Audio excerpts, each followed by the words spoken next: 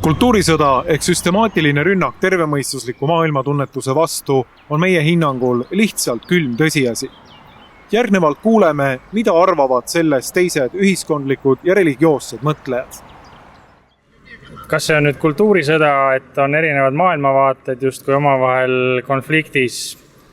Ma ei ole selles nii kindel, et pigem minu jaoks see debatt, mis justkui käib, kas liberaalne, konservatiivne, see ongi niisugune nagu koduse lastetoa küsimus suuresti, et kas me suudame viisakaks jääda oma põhimõtete ees seistes ja mitte teisi inimesi solvata. Tänapäeval räägitakse meile väga palju euroopalikest väärtustest ja sina kirjutasid artikli sellest, kuidas meid Euroopasse vägistati. No esiteks väljend euroopalikud väärtused omandab, nagu ma aru saan, järjest negatiivsemat tähendust. Ehk siis selle all mõistetakse justkui niisugust kõike lubatavust ja kõigele tere käe ulatamist. Peale surumine on sellisel juhul pigem see, kui öeldakse neile, kes nende euroopalike väärtustega mingil põhjusel ei taha leppida, et nad on kuidagi imelikud, kuidagi natukene katus ei ole korras neil. Et just nende euroopalike väärtuste maaletoomise sildi all panna erinevaid negatiivseid tähendusi külge inimestele ja organisatsioonidele, see on see, mille üle mina nagu nördimust tunnen. Mis oleks euroopalikud väärtused? Kui me mõtleme, et millele Euroopa üles ehitatud on, siis mis need oleks? Raske küsimus. Ma isiklikult lähtun alati sellest nagu piibellikust põhimõttest, et mind on kutsutud armastama oma Jumalat ja armastama oma ligimest, milline ta siis iganes ka poleks. Ja selles valguses on sageli päris keeruline kirjutada artikleid, kus justkui selle armastusega koos pead kedagi noomima.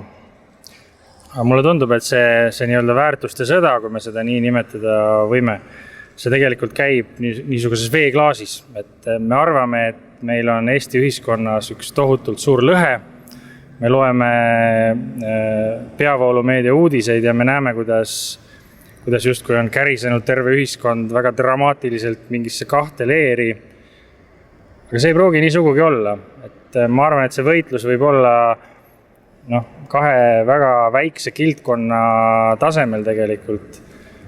Radikaalid mõlemalt poolt võibki nii öelda, et sageli see probleem, mida siis nii-öelda elitaarne osa Eesti ühiskonnast tõstatab, ei pruugigi olla see päris probleem, vaid on tegelikult pseudoprobleem, et me kuuleme siin dramaatilisi appikarjeid väärtuste teemal nii-öelda liberaalse maailmavaate kasuks, samal ajal kui Eestis on näiteks hoopis palju tõsisemad erinevad majanduslikud ja sotsiaalsed küsimused.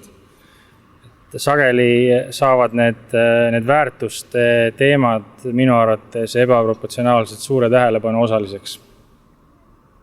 Palju on räägitud sellest, et Eesti rahvast ootab vanade liivlaste saatus, demograafiline vetsupott on saanud pea käibe terminiks.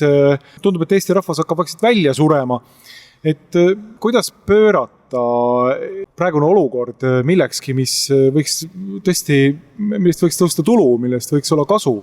Ma olen aastaid tegelikult igatsenud niisugust erakonda või liikumist, mis seaks just nimelt paljulapselised pered või üldse laste kasvatamise.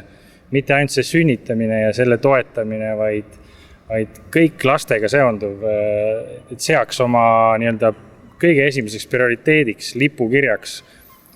Et ma ei ole näinud sellist erakonda, aga ma väga ootan seda ja minu arvates on Eesti rahval kõigele vaatamata potentsiaali ka oma iivet oluliselt parandada.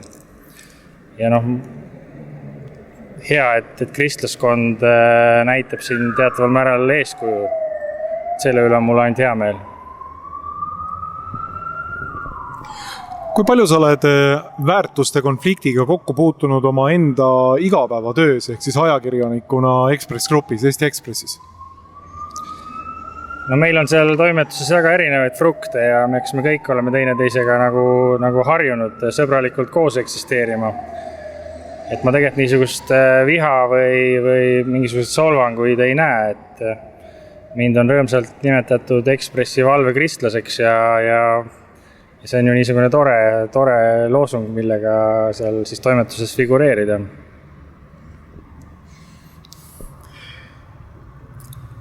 Kuidas sa näed ajakirjanduse rolli selles nii-öelda väärtuste konfliktis, mis Eestis ilmselt on? Et millisel viisil ajakirjandus võib-olla kirjeldaksid, on nagu käitunud ja millisel viisil ajakirjandus tegelikult peaks käituma?